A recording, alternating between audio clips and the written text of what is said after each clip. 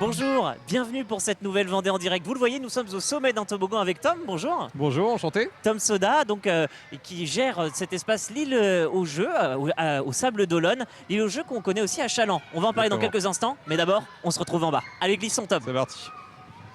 Attention. Hop, attention aux enfants. On a tué personne, c'est bon, on va pouvoir continuer. Alors, merci de nous accueillir Tom. On le disait, l'île aux Jeux, au Sable d'Olonne, ça a ouvert il y a combien de temps? Ça fait plus de 3 ans et demi, en avril 2019, le 6 avril exactement. Donc voilà, on va bientôt entamer la 4e année, donc ça va vite. Et puis l'île aux Jeux, on le disait, c'est une franchise. Alors on voit là-bas, il y a un écran qui retransmet en direct ce qui se passe à Chaland. Et on peut voir aussi Teki, c'est la mascotte. Voilà, Teki la mascotte qui représente l'île aux Jeux, donc qui est là, voilà, depuis, ça lui fait bientôt plus de 15 ans qu'il est ici. Et il est aujourd'hui ici pour un anniversaire, donc on a la chance de l'apercevoir. Et puis on le voit, hein, on voit en ce moment même, Teki a une grande cote de popularité ici. C'est ça, on va dire que là, il est un peu en terrain conquis. Voilà, il vient serrer des mains, faire des photos, il est très bien ici.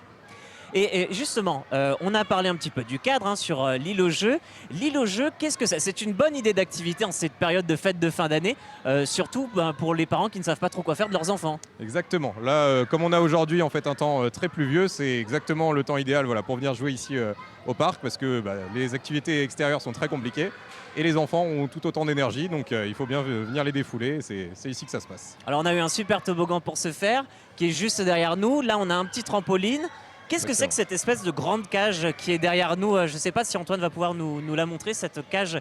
Il va y aller tranquillement, hein. Il est en train de nous montrer au fond la petit parc d'activités. Et voilà donc cette grande cage. Qu'est-ce que c'est? Là, c'est ce qu'on appelle en fait la structure tubulaire. Donc en fait, c'est sur plusieurs étages. Ça permet d'avoir une motricité très différente des gonflables, où là, on va avoir quelque chose de plus bougeant et de plus glissant. Donc là, c'est intéressant. Et là, c'est vraiment en étage. Donc ça permet et aux petits et aux grands d'affronter les premières hauteurs. Et de retrouver, donc on a une partie avec un trampoline, un grand toboggan, une piscine à balles, aussi un terrain de foot avec du basket. Donc ça permet d'avoir un peu toutes les motricités différentes de rattraper. Alors c'est ça qui est intéressant, c'est que vous nous parlez de tout cela avec les termes de motricité. Donc il y a vraiment ce côté, c'est ludique, mais en même temps ça permet aussi de travailler pour des jeunes enfants. Toutes ces choses-là qui sont importantes pour leur développement. C'est ça, exactement. En fait. Et non seulement c'est du jeu, mais ça leur permet aussi d'évoluer et d'avancer. Ça a été pas rare en fait, de voir des enfants qui commençaient à faire leurs premiers pas et à avancer ici dans le parc, et maintenant de les voir se développer et tout ça. J'ai eu une dame justement qui me racontait ça il y a 2 semaines, un enfant qui justement avait un pédopsychiatre et tout ça, et qui avait besoin de motricité très différente, et elle m'a dit franchement ça l'a beaucoup aidé d'avancer, et là il joue tout à fait normalement, et il a plein de bonnes choses à raconter avec ses copains. Et on le revoit encore une nouvelle fois, Teki, juste là. C'est ça. Cette mascotte, donc on le disait, elle a une quinzaine d'années. Voilà. Et c'est important d'en parler puisque ça représente cette entreprise qui est vraiment familiale. On le disait à Chaland aussi. Oui, exactement. En fait, c'est mes parents qui ont inventé ça à l'époque où justement j'étais en train de jouer dans les jeux. Jean-Jacques Soda. C'est ça, voilà. Mon père Jean-Jacques Soda et ma mère Edith Soda. Donc qui ont inventé ça. D'abord, c'était en extérieur à Saint-Hilaire-de-Riez. Donc il y avait un parc extérieur, c'était en 2006 l'ouverture, donc ça fait même plus de 15 ans. Après 2 années, ils se sont diversifiés en faisant justement ça sur un parc intérieur. En fait, ça n'existait pas en Vendée à l'époque, c'était le premier parc ouvert en Vendée. Et donc dès 2008, le premier parc est né à Chaland. Et donc c'est les 15 ans qu'on va fêter là en janvier. Et ensuite il y a eu Cholet, donc là c'est mon père qui s'en occupait, qui était en 2010, ça s'est ouvert en 2010. Ensuite un franchisé aux Herbiers en 2013, et moi qui me suis ouvert maintenant en 2019. Depuis que je joue plus dans les jeux, j'ai l'occasion de venir travailler ici, donc c'est le développement logique. Ça permet de garder quand même une âme très ouverte sur les activités de jeunes. Comment on fait pour se diversifier? Parce que on pense souvent donc aux jeux gonflables qu'on a ici, comme ceux-là, juste à notre droite et à notre gauche. On a donc la structure dans le fond. Ouais. Mais une fois qu'on a fait ça, comment on fait pour trouver de nouvelles idées pour attirer un nouveau public? Alors ça justement, c'est beaucoup mon père qui aime ça, parce que depuis qu'il est à la, on va dire, semi-retraite, il a justement plein d'idées, et ça c'est son truc depuis le début. Il a toujours voulu chercher, et ça a été aussi la raison pour laquelle il a été le premier ici en Vendée à inventer ça.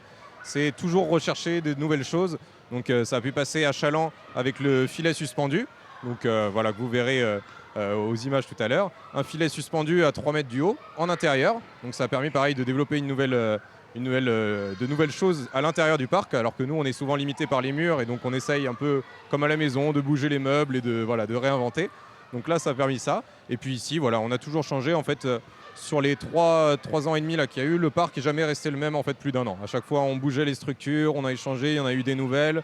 Il y a eu l'espace tapis d'éveil qu'on a réussi à évoluer. Donc voilà, c'est toujours du changement parce que voilà, même pour nous, je trouve ça intéressant pour les enfants. Alors, je précise pour nos téléspectateurs, on ne pourra pas voir l'image, mais on se fera une image puisqu'il s'agit vraiment d'un pont suspendu qui traverse l'ensemble du site avec tout simplement un pont de singe qui est assez souple, donc il faut bien s'accrocher pour les enfants. Exactement. Les enfants, de quel âge à quel âge c'est conseillé ce genre d'activité? Alors en fait, quand on nous pose la question, les enfants payent à partir du moment où ils marchent et ils jouent jusqu'à ce qu'ils aient envie de jouer.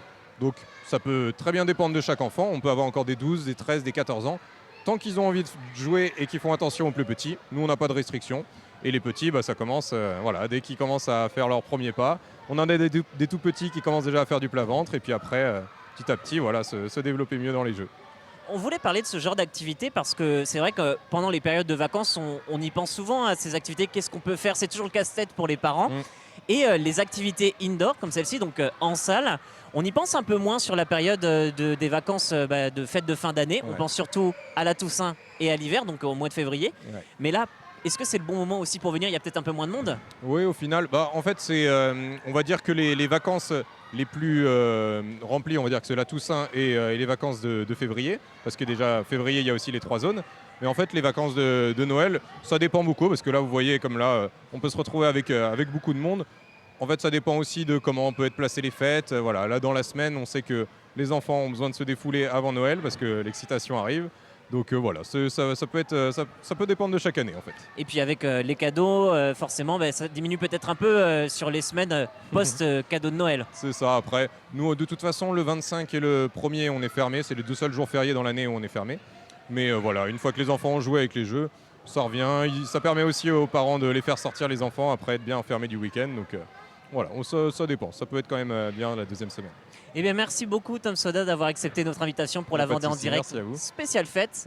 Et merci à vous aussi de nous suivre comme chaque jour. Il vous reste encore quelques jours pour profiter des fêtes de fin d'année et des vacances. C'est peut-être l'occasion, n'oubliez pas l'île aux jeux, donc c'est du côté des Sables d'Olonne. Je vous souhaite une très belle journée et bonne fête encore une fois sur TV Vendée. Merci à vous.